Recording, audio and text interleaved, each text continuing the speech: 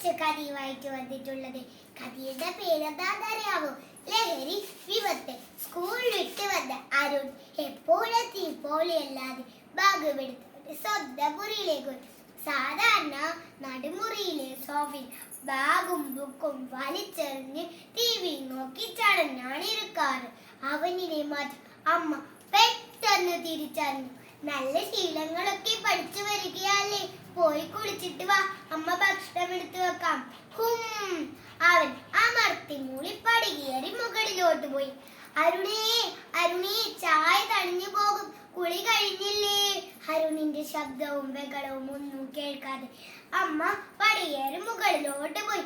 വാതിലടച്ചിട്ടിരിക്കുന്നു. അമ്മ വാതിൽ ഉന്തി തുറന്നു. നീ ഇവിടെ യൂണിഫോം ഒന്നും മാറ്റാതെ എന്തെടുക്കുകയാണ്? പെട്ടെന്ന് അരുൺ എന്തോ സാധനം ബാഗിലേക്ക് ഒളിപ്പിച്ചു വെച്ചു. എന്താണത് എന്താണത് അമ്മ ചോദിച്ചു. അപ്പോഴാണ് അമ്മയ്ക്ക് ഓർമ്മ വന്നത്. അന്ന് ടീച്ചർ PTA മീറ്റിംഗിൽ പറഞ്ഞ കാര്യങ്ങൾ. പല സ്കൂളിലത്തെ കുട്ടികൾ ലഹരി വസ്തുക്കൾ ഉപയോഗിക്കുന്നുണ്ട്. അതിനുവേണ്ടി നമ്മളുടെ മക്കൾക്ക് വേണ്ടി വഴിതെറ്റാതിരിക്കാൻ രക്ഷിതാക്കളാണ് ശ്രദ്ധിക്കേണ്ടത്. വല്ലപ്പോഴുമൊക്കെ അവരുടെ ബാഗും ബുക്കും പഠനമുറിയും ശ്രദ്ധിക്കണം.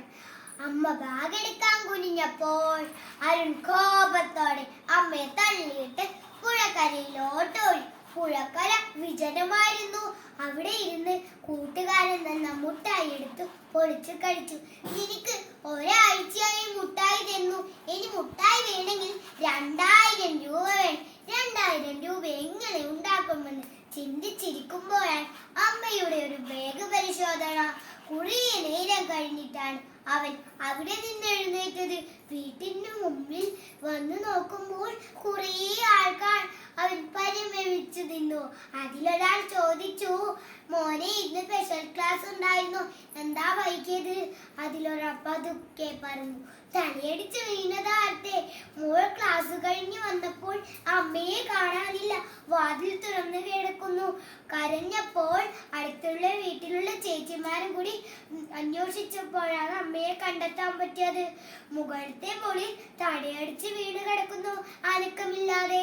അമ്മയെ ആനി തള്ളിയ 2 കൈകളോട് അവൻ വെറുപ്പോടെ നോക്കി.